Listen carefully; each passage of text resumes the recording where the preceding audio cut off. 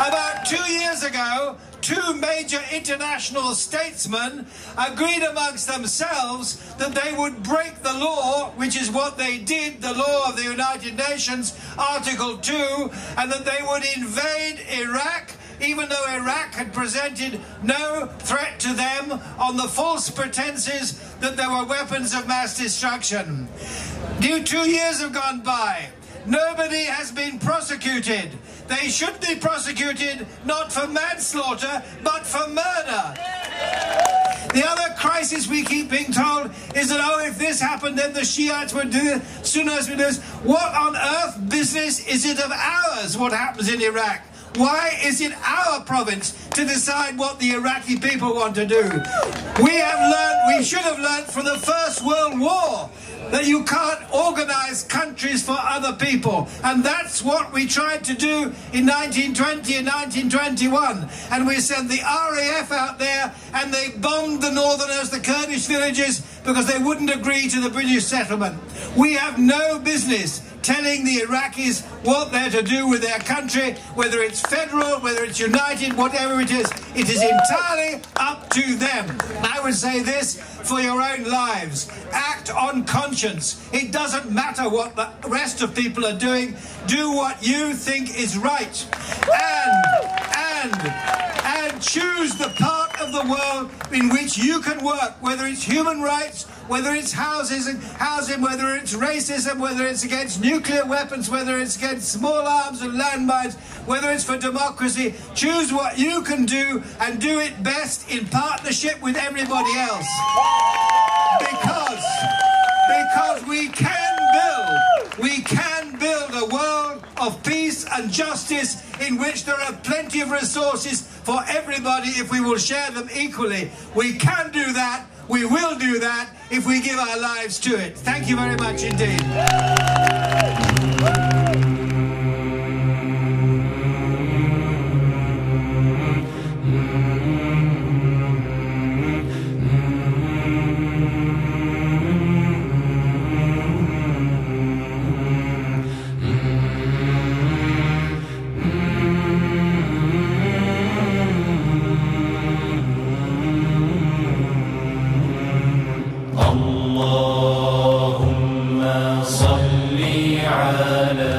Now there have been very, very many victims of this dreadful, bloody, illegal war in Iraq and the occupation.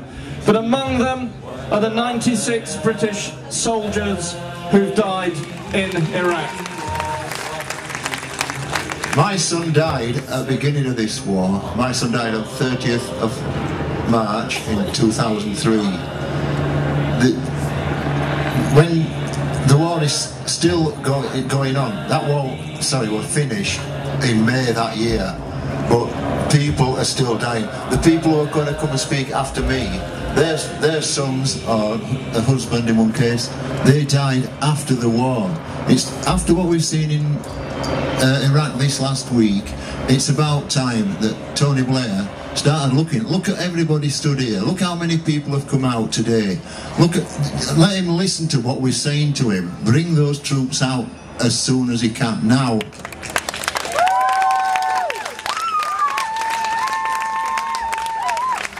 Donna Mahoney. Hello everybody! My name is Donna Mahoney, and the reason I'm here is to help campaign to bring our soldiers back from the war. My husband Peter was in the Gulf War. He served with the 84 Medical Supply Squadron. He did come home to me. He came home for a year, but he was suffering. He saw things that he shouldn't have seen, and after a year he committed suicide in the garage of my home. I have 4 children and I was a widow at 41 years old, and the government and the MOD don't care. So I'm telling Tony Blair to take a look at what's going on in the world. People have had enough. We don't want this war anymore. We want everybody to sort of back it up and bring our soldiers home. Stop being his puppet. Bring them home.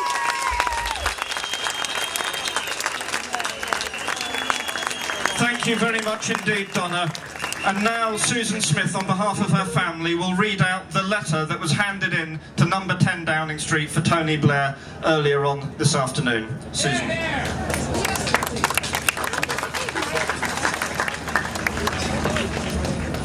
Okay. Right. First of all, I'd like to thank everybody that signed the petition and for their support, and the people that are here today. Right. Mr. Blair, our son Philip Hewitt died on the 16th of July 2005 in Maysan Province, Alamara. Whilst on patrol, he was killed when a roadside bomb exploded under his Land Rover, in which he was the driver. 2 other soldiers also died. He was just 21 years old. I am sitting writing this letter hoping that you will understand how we feel, but I know you don't. 7 weeks ago, we saw our son for the last time in a coffin at a chapel of rest, looking down on the face of a son that I had given birth to, loved with all my heart, knowing that I would never see him again. Since then, 3 other families have done the same, and 91 before. You can never know how that feels, but you have the power to stop it happening again. You made the decision to go to Iraq, and you can make the decision to get our sons and daughters out of there. I cannot make you listen, but you are there to represent us. That is how democracy works. This is what you say you were trying to achieve in Iraq, to liberate the people, and yet the Iraqi people now see our soldiers as invaders. Democracy comes from within a country and takes time. For this to happen, people need to want change. Please understand that I'm not one person talking. Sorry, I'm getting all mixed up now. Please understand that I am one person talking for many, and you should listen to what your own people want. You were fortunate in that you will never be affected by the death of someone you love in these circumstances. How many more must die before you listen?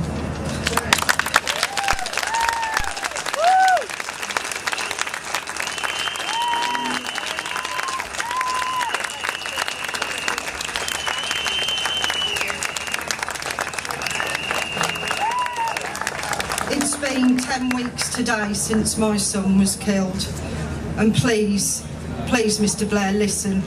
There shouldn't be any more. Thank you.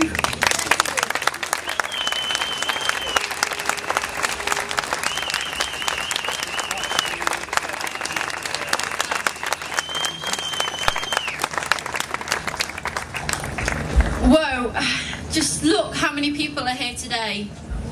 I just want to say thank you to each and every one of you, and people that aren't here, I just want to say thank you, because this is not the end. This is just the beginning. The end will be when our troops are home. Thank you. Who created, built, backed and armed the extremists in Saudi Arabia? Who created, sponsored, backed and armed Israel, which holds an entire people captive? Who built, sponsored, trained and armed the Mujahideen in Afghanistan, from whom came the Taliban and the attacks of September the 11th? Who imposed medieval sanctions on Iraq and pressured the United Nations to keep the sanctions in place even when more moderate, humane governments wanted to lift them? Who described the deaths of 500,000 Iraqi children as a price worth paying? Who conspired in secret with George Bush in April 2002 to launch an illegal, unprovoked attack on a country already stricken from the effects of sanctions? Who sent a Trident nuclear submarine of the Royal Navy to fire its Tomahawk missiles at this defenseless nation, where 42% of the population are children? Who shares the responsibility for tens of thousands of deaths and injuries among civilians? Who shares the blame for the cluster bombs that litter Iraq and continue to kill and maim mostly children? Who shares the blame for the radiation poisoning of Iraq, caused by uranium-tipped weapons in places where children play and where the British Army will not go unprotected. Who is regarded by 2/3 of the British people as a liar? The answers are very simple, and you know them. By any standards of law and history and morality, Blair and his court are extremists.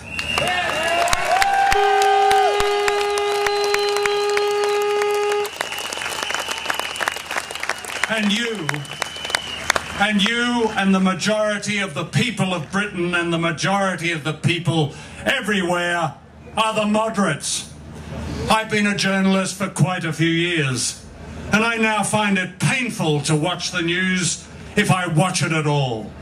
I turned on the news this week and there was someone called Toby Lodge from London University, an expert brought on to explain Iraq to us. He said the continuing presence of the so-called coalition was, and I quote, stopping the extremes of violence. I turned on the news again and watched professional journalists trying to protect the lies from Basra, where the real story this week was that 2 SAS men in Arab disguise were caught red-handed with weapons and explosives and remote-controlled detonators.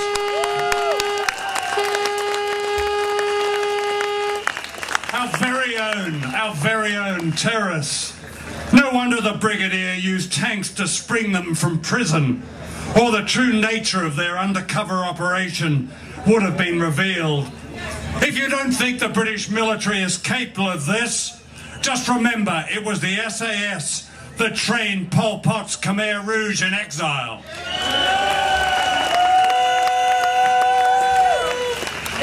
The other day, the New York Times declared, and I quote, "If we had all known what we know now, the invasion of Iraq would have been stopped." What that newspaper is saying is shocking. It's saying that if journalists in their positions of power and privilege, on television especially, had done their job, and instead of amplifying and echoing the lies of Bush and Blair, had challenged and exposed them, the invasion would not have happened, and all those thousands of men, women and children will be alive today, and I include the victims of July the 7th. I believe we're seeing the development of something some of us have yet to recognise. Behind the liberalism of our societies, there is a brown-shirting underway, a recourse to extremes that is not fascism, but the effects are similar. Ask the victims. The little Mussolini in Downing Street must not be allowed to get away with an attack on freedom in Britain.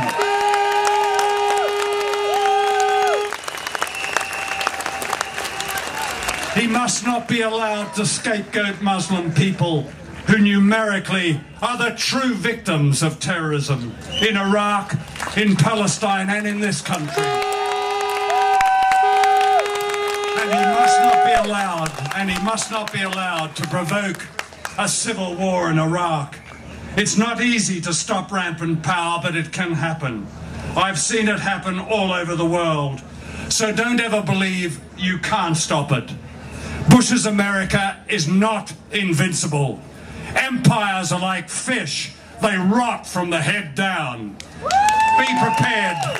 Be prepared for more atrocities, more terrorism from Bush and Blair.